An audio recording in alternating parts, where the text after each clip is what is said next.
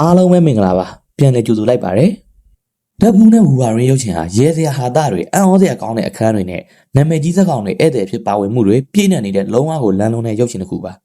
အရင်က franchise ဟောင်းတွေကဓာတ်ဘူးစစ်တပ်နဲ့စူပါဟီးရိုးတွေအပြင်ဝူဝါရင်းမျိုးကိုလည်းကျွန်တော်တို့မြင်တွေ့ခဲ့ရပါတယ်တကယ်ကိုမှဝူဝါရင်းတွေအများကြီးပါပဲ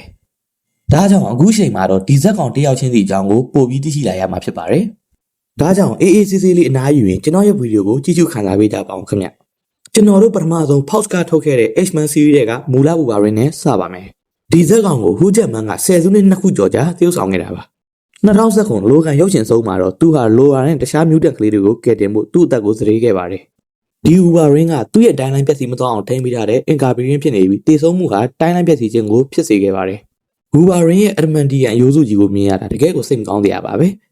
ဒါပေမဲ့ခဏကြာမှာတော့ဓာတ်ဘူးကအဲ့ဒီအယိုးတွေကို TV စစ်သားတွေကိုတိုက်ခိုက်တဲ့နေရာမှာလက်နက်အဖြစ်အသုံးပြုခဲ့ပါတယ်ဓာတ်ဘူးကအင်ကာဘီရင်းအစ်စ်ကိုလိုက်ချဖို့စက်ကြဝဠာနဲ့ခီးသွားတဲ့အခါရက်ပူပူနဲ့ဝူဝါရင်းကိုဘာတစ်ခုမှတွေ့ခဲ့ပါတယ်တချို့ကြည့်ရှုသူတွေကသူ့ရဲ့ပူကွက်ကွက်အရွယ်သားကိုဟာသားတစ်ခုလို့ထင်ကောင်းထင်နိုင်ပေမဲ့မာဘယ်ကောမန့်တွေထဲမှာတော့လူကန်ရဲ့အရက်ဟာ9ပေ3လက်မပဲရှိပါတယ်ဒါကဟူးဂျက်မန်ရဲ့6ပေနဲ့လက်မနီးပါအရက်နဲ့ရှင်ရင်တိတိတတ်တာကွာရှားလာပါတယ်လက်တစ်ဖက်ထဲနဲ့သပင်တွေဖားရကြနေတဲ့ဝူဝါရင်းကတော့ကောမန့်တွေကအေယောအပေါကလစ်ဇလန်တွေကလူကန်ရဲ့ပုံစံကွဲဘေရီယန်တစ်ခုပါသူဟာအပေါကလစ်သိမ့်ပိုက်ထားတဲ့ကမ္ဘာမှာဝက်ပွန်အိုမီဂါအဖြစ်အသက်ရှင်နေထိုင်သူဖြစ်ပါတယ်ဒီဝူဝါရင်းကအကြမ်းတမ်းသောဘေရီယန်တွေကတစ်ခုပါအဖြူရောင်ဝတ်စုံနဲ့ဖဲရိုက်နေတဲ့မျက်စိတစ်ပတ်ပိတ်ဝူဝါရင်းပတ်ကိုလည်းမှတ်မိကြအောင်မထင်ပါတယ်ပတ်က80ခုနှစ်များကကောမစ်တွေကလူကန်ရဲ့လှုပ်ရမီဖြစ်ပါတယ်2022မှာလည်းဒီဇက်ကောင်ကကိုပိုင်ကောမစ်ထွက်ခဲ့ပါသေးတယ်သူကမာရီဘူးမှာလှုပ်ရှားတဲ့အခါဒီမီကိုအသုံးပြုတာပါ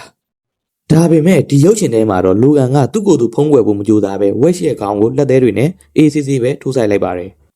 မာဘယ်ပရိသတ်တွေကဟင်နရီကာဘေးကို MCU မှာမြင်နေတာနှစ်တော့ကြာပါပြီအခုတော့သူ့ကိုကာဘေးရင်းဖြစ်မြင်တွေ့လိုက်ရပါတယ်ဒန်နာရီတွေကတကယ်ဖြစ်လာခဲ့တာပါနောက်ကဆိုင်ငယ်ကြီးရဲ့အဖြူရောင်အတွင်းကအင်ကြီး Secret နဲ့ကာဘေးရဲ့တောင့်တင်းတဲ့ခန္ဓာကိုယ်ကကာဘေးရင်းဖြစ်လုံးဝကိုကွက်တိပါပဲသူကတက်ဘူးကိုတီပူပေါ်တယ်တဲ့ပြန်ထုံးလို့ခင်သူ့ရဲ့နာမည်ကြီးလက်သေးထုတ်တဲ့ဒီဇိုင်းကိုတော့လုပ်ပြခဲ့ပါသေးတယ်အဲ့ဒါကြီးကတော့စောင့်ရမ်းမိုက်တယ်ကွာအိုးမန်လိုကန်ကိုလည်းရုပ်ရှင်ထဲမှာမြင်ခဲ့ရပါတယ်ဒီဝူဘာရင်းကတော့ H-Man များစုတည်သုံးပြီးစူပါဘီလင်တွေအုပ်စိုးထားတဲ့စက်ကြောလာမှာနေထိုင်တာပါ2019ခုနှစ်ကလူကန်ရုပ်ရှင်ဟာဒီဇက်လန်ကိုအခြေခံထားတာဖြစ်ပေမဲ့အခုရုပ်ရှင်တွေကပုံစံကကောမစ်တွေကရုပ်ထွက်နဲ့ပိုတူပါတယ်သွေးဆိုးနေတဲ့ဥကောင်းကိုနေကြမှာတက်တာ H ပုံစံပေါ်ရိုက်နှိပ်ခံရတဲ့ဝူဘာရင်းကိုမြင်ရတော့ဓာတ်ဘူးအပြင်ကျွန်တော်တို့ပြည်သက်တွေပါအံ့ဩသွားမှာပါဒါဟာအန်ကန်နီ H-Man အမှတ်251ကဖီဗာဒရင်းလို့အမည်ရတဲ့နာမည်ကြီးမျက်နှာပုံကိုရည်ညွှန်းထားတာဖြစ်ပါတယ်ဒီကောမစ်ထဲမှာဝူဘာရင်းကကားတိုင်တင်ခံရစဉ်ဆိတ်လျှောက်ချမှုတွေခံစားနေရတာကိုဖော်ပြထားပါတယ်1980ခုနှစ်များကအန်ကန်နီ H-Man series မှာဝူဘာရင်းဟာဂျွန်ဘရိုင်းဒီဇိုင်းထုတ်ထားတဲ့အဝါနဲ့အညွန့်ရောင်ဝတ်စုံကိုဝတ်ဆင်ပြီးအဲ့ဒီပုံစံကိုလည်းရုပ်ရှင်ထဲမှာခဏတာမြင်လိုက်ရပါတယ်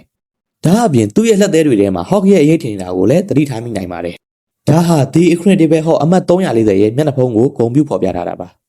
တပူပြောသလိုပဲလိုကန်ကဟော့နဲ့တိုက်ခိုက်နေတော့အဲ့ဒီဝတ်စုံကိုဝတ်ထားတာမှန်ပါတယ်ထူးခြားတာကတော့တပ်ဘူးကတိုက်ပွဲလေလက်တဲ့ကိုရောက်သွားတာပါပဲ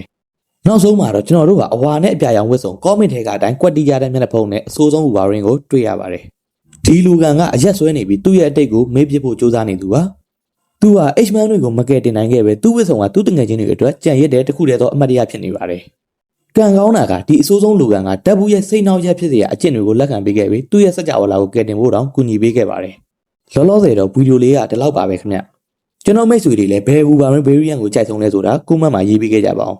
ဗီဒီယိုလေးကိုကြိုက်နေတတ်တယ်ဆိုရင်လည်း like and subscribe လေးနဲ့အားပေးသွားကြပါအောင်ခင်ဗျအဆုံးထိကြည့်ကြပေးသူတယောက်ချင်းစီတိုင်းကိုကျေးဇူးအများကြီးတင်ပါတယ်